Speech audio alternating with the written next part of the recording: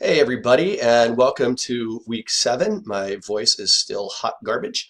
Some very hilarious memes to get your attention. I'm not going to tell you how long it took me to run down some of these. This was actually made by a former student of mine that you may or may not know. All in the service of getting your attention to share with you this information. Include me in your topic deliberations. We are beginning the research essay. Again, it's sort of the cornerstone assignment of College Comp 2, and it's a make or break assignment. You have to pass it in order to pass the class. And so I don't want you to begin this very long journey with a bad first step. And that first step is choosing a topic worthy of both of our times. So if this were a face-to-face class, I would be canceling both classes this week and making each and every one of you sign up for a 10 to 15 minute personal conference with me here in my luxurious office. You would come in, you'd sit over here, I'd sit right here, and we would talk about your passions, your curiosities, your interests, and from those conversations would sprout a topic that you want to write about and I want to read about. That sort of thing is, I'm not going to lie, it's difficult to replicate in online educational settings, but it's not impossible. So let me get my mug out of your face. So of course, email, 90% of you will choose to email me. We can discuss in person. It looks like I'm coming to Washington High School, a week from when I'm recording this, at the end of next week, or this week when you're probably watching this. So have questions. Be present. Okay. We can always set up a video conference. I Skype and FaceTime with plenty of you. I have yet to do sort of a large scale Google Hangout with like a group of students who all log in at the same time. I would love to do that, but it does take some advanced planning on both of our parts. I get to watch my wife do this all the time. She teaches graduate classes that are distance ed, like our classes, and she has really fun sounding Google Hangouts with her grad students. I would love to try that sometime. Maybe you'll be the class that'll let me try it. We can actually talk on the phone somehow too, but I'm sure video conference would be everybody's preference. But any old way to get in touch with me so we can have some one-on-one conversations and deliberations about your topic are going to be welcome and encouraged and preferred by both of us. You want to sit in the back of the class and not ask questions when I visit. You want to never email me about your topic. You just want to plow forward.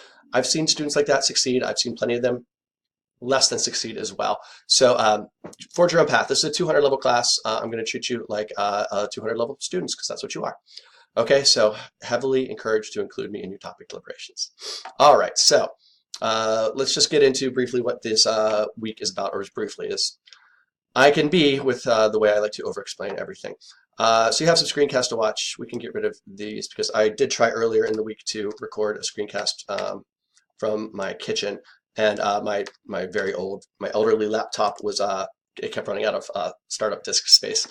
So the intro to the research essay I did record in my kitchen, but it went through just fine. It was the full 15 minutes. So this will look like this, but it'll be this not my abandoned screencast. So watch those. Let me know if you have any questions. But there again, not a whole lot of work to get done this week, but that's only because we undervalue the importance of deliberation, of time, giving yourself two things, time and space, in order to properly land on a topic that suits both of us. Okay, so when it comes to topics, let me go big screen, so I'm just going to vamp here for a second.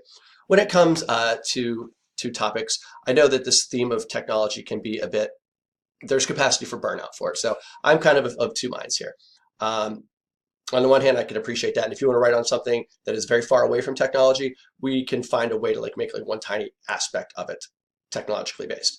And that'll be fine if you need sort of a break from tech, if you're not someone who enjoys thinking about technology. I feel yeah.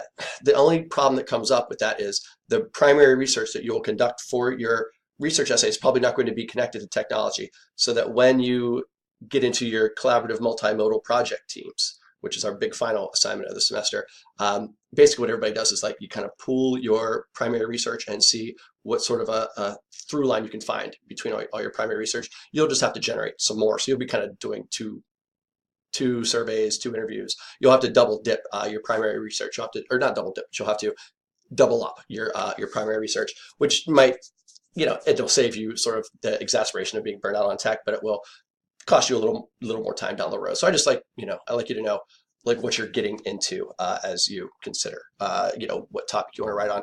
So anything can work.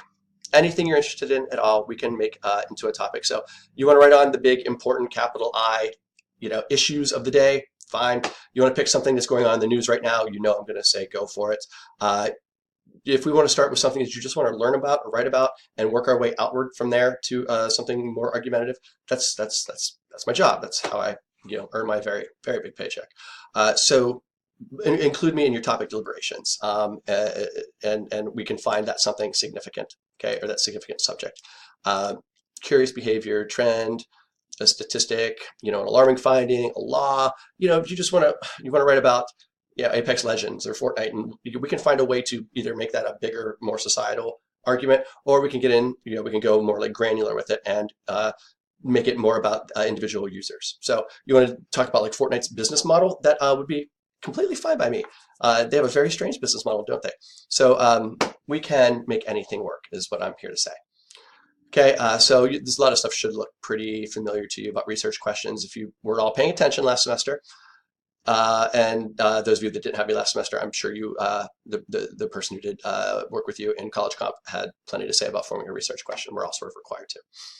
Okay, so we can keep developing your argument as you go on, but I do want it to be something that you're sort of passionate about in some way or curious about. Okay, lots of materials in the shared research essay folder.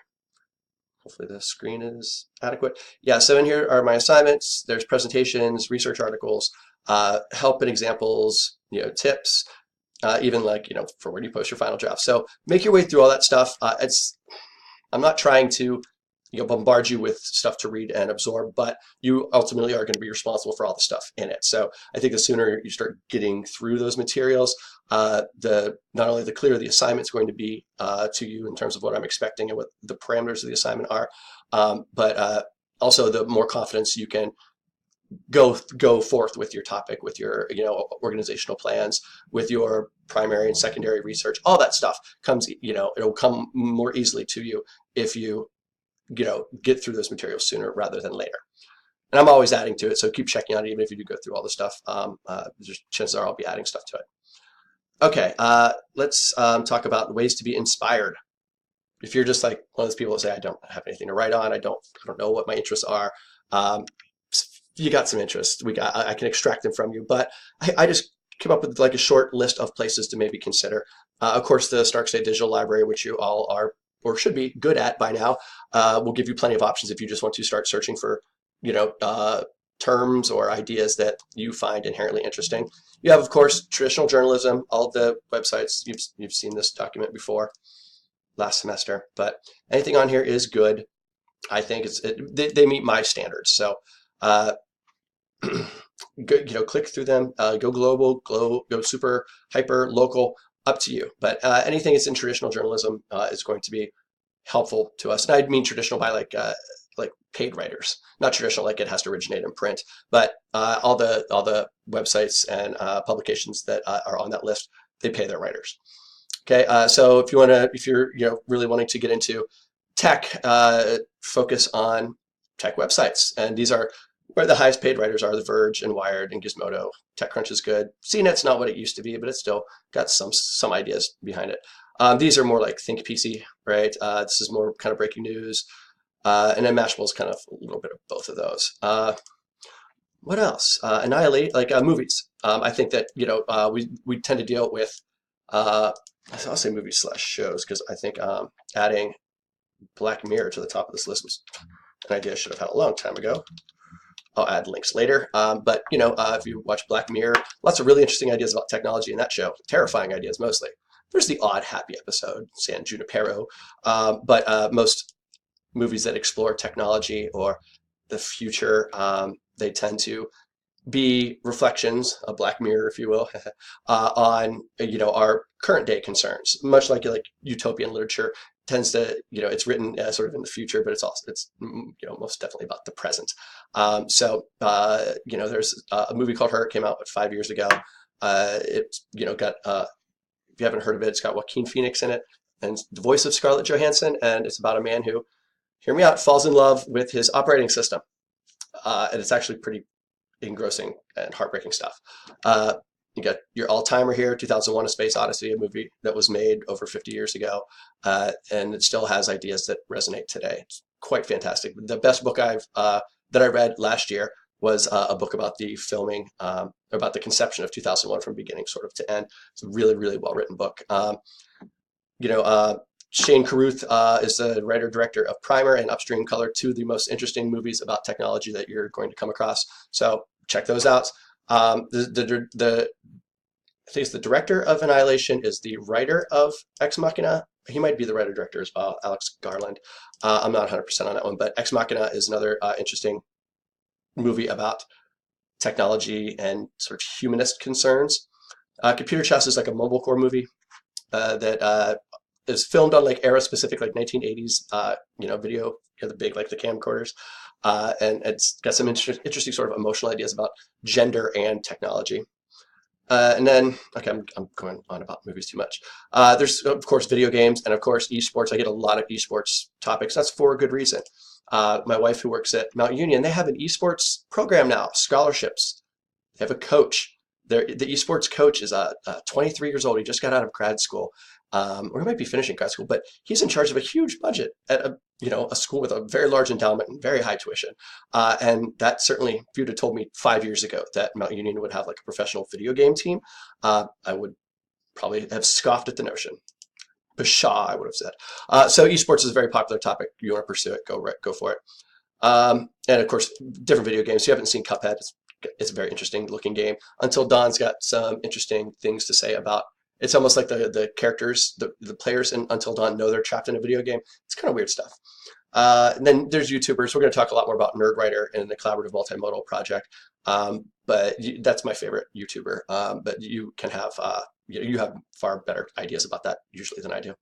And then tech podcasts. These are three of my favorites. I like to listen to podcasts when I run, so I listen to a lot of these. Reply All being probably the best one, but Invisibilia is really interesting as well. And TED Talks are TED Talks. So assignment-wise, Invention Journal 5, I feel like these IJs speak for themselves. This one's a little different, it's different in some ways, but you're going to either write or you're going to make a video about the journey that led you to your research essay topic. So even if you don't email me, I'm still going to hear about what led you to it. And if you don't have like interesting things to say about how you arrived at your topic, that's problematic, right at the start. But make a video, and please, if you do make a video, don't make it just you randomly rambling into your phone for 20 minutes. Let's see, and then Invention Journal 6 and 7. Each year I have the students. You're going to do Invention Journal 6 and 7 for next year's College Comp students. And so last year's College Comp students did their Invention Journal 6 and 7, which is one assignment, but it's worth 2 journals. They did it for you. So go ahead and check out some of those because they're like sort of advice. Okay, we have I think we have one more discussion forum post that I'm required to assign. It's in Blackboard and it's under research questions. So you guys are really helpful to each other on the discussion boards. I have a very strong urge to jump in and encourage and add my own ideas. I've never had a lot of success with jumping into discussion forums as an instructor. There's a sort of like an authoritarian aspect to it that there's a dynamic that we can't break free of. And that's why I don't really jump into them. I do enjoy reading them quite a bit. And sometimes I reach out to individual students if I feel like they've gone particularly above and beyond, and you know who you are. Textbook reading is going to be helpful for this assignment. And then check out week 8 early. This is going to be the email that I send you out for week 7 when I'm ready to release it to you. So good luck.